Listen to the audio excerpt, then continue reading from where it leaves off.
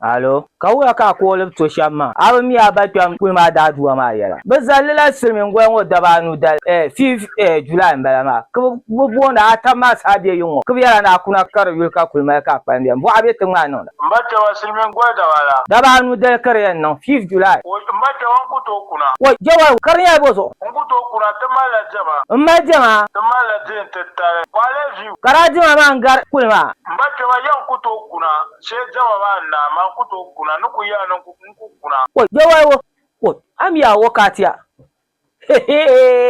Wai nta je wai abubuwa kaba yara biyo to na wonta te dandale nda kwance mutu duwanda to yi bariya unkunya hanan karagba guloshi dinda kan yan wuje wai kwale shi dindwa maniya ku ban nan yara nin kurma kan ya soja kurma kiyana biyan na wonta hante danda yin wongwa na anya ni rayen nan je wai sha to yin da kamna kwale shi 5 July ntin ye dandale ni an kana ta sasa je wai go nti da gban ma ka saso ta ankara agba guloshi nam sha da kamna ni mane amiya je wai go shin yara lahu woban ma ka lafiyin ba na wonta hante 5 July isara agba guloshi kwale shi